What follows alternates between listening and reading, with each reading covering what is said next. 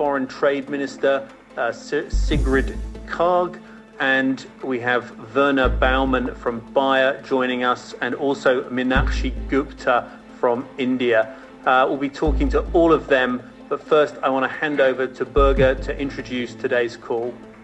Thank you so much, Adrian. Good afternoon from Geneva. Thank you to all of you for joining again this call. As my colleague Adrian said, we have a great panel today. The backdrop is still extremely serious globally. Based on the COVID-19 situation, we're close to 5 million cases globally, close to 325,000 people that have died due to the pandemic. We are also seeing that the epicenter is moving. We have seen now in many Asian and European countries that the numbers have peaked, but we know seeing that if you look at the 20 countries in the world with the most new cases, 17 out of these 20 countries are emerging economies and developing countries. So this is a very serious development, and of course this will potentially also have a lot of negative impact on a lot of the things that we have achieved during the last decades. The World Bank yesterday, in a report that many of you probably have seen, said that if we don't put the right measures in place to fight this in the developing world, we can see 60 million new people entering extreme poverty this year. And for the first time in 2 decades, we will see also the global poverty rate increasing. The latest numbers from the bank is also quite grim, contraction of 5% in the global economy this year. But this platform is about action, is about public-private partnership. We have 1,100 organizations, companies on board. There are more than 40 concrete projects now that are addressed to fight the impact of this pandemic. Very, very pleased to again see you, Prime Minister Imran Khan. Last time we had the dialogue was in Davos. We did not expect that this new decade was going to start this way. Thank you for joining us, and also thank you for being willing to share with us how this situation looks from Islamabad, from Pakistan, and the measures that you are taking. Prime Minister, welcome. Thank you very much. Well, let me just say that the experience of the developed world is completely different to what we are facing in the developing world. And in countries like India, Pakistan, Bangladesh, specifically the Indian subcontinent, our experience is somewhat different. Firstly, the speed at which COVID-19 spread in Europe and in the United States, we are not experiencing that same sort of speed. On the other hand, we are still facing rising number of cases, and we still haven't reached our peak here.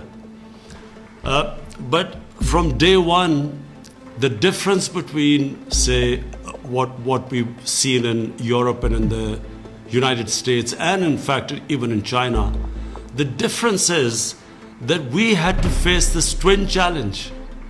One was to stem the growth of the virus, so hence the lockdown. But the bigger challenge, and increasingly in our countries, the bigger challenge is how to mitigate the effects of lockdown on our population with this rising poverty.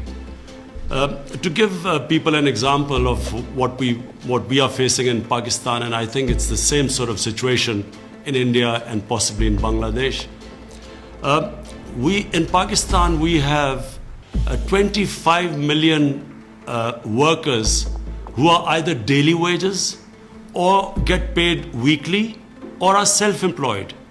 So when we lock down like the whole of the world to stop the spread of the virus, all these people became unemployed. And when you're talking about 25 million workers, you're talking about 25 million families. And actually it has affected round about almost 120, 150 million people. And these 120 and 50 million people face stark poverty.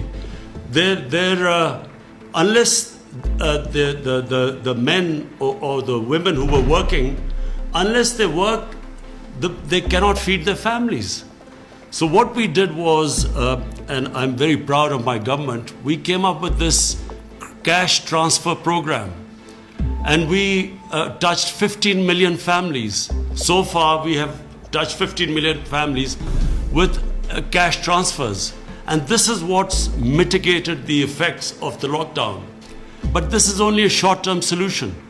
So therefore, despite the rising cases in our country, we have decided to go and ease the lockdown.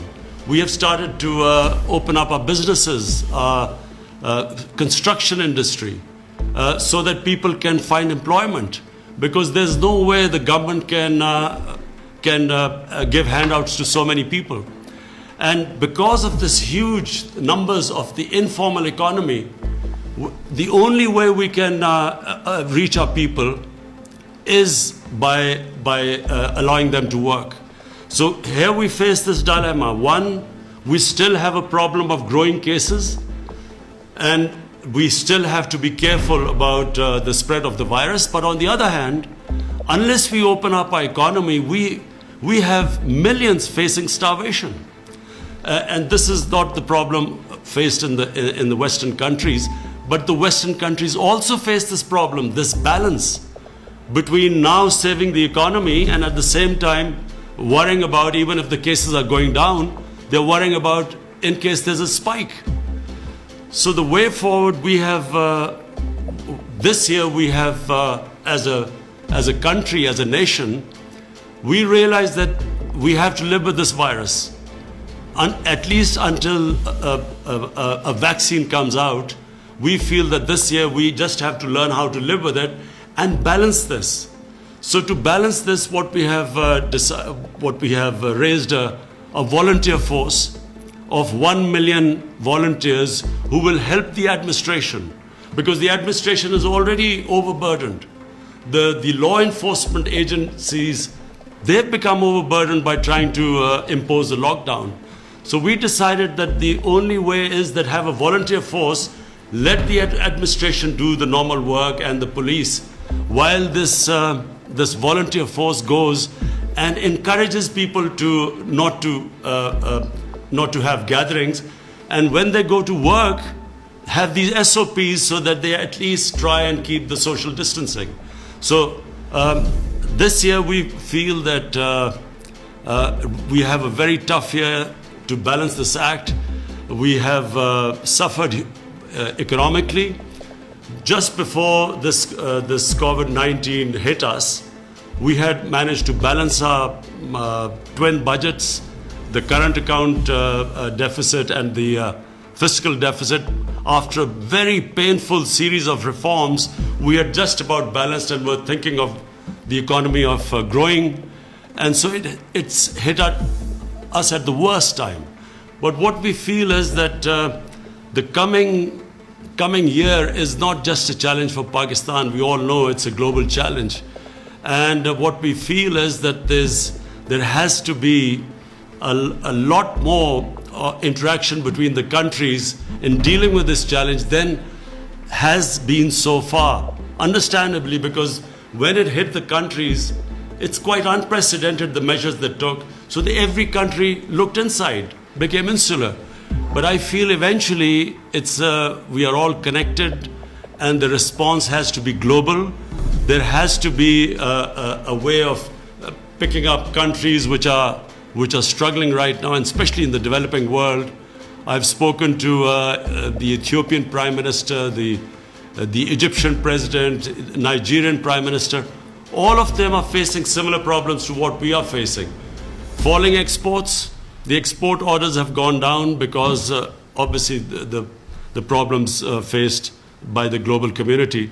But also additionally, We face the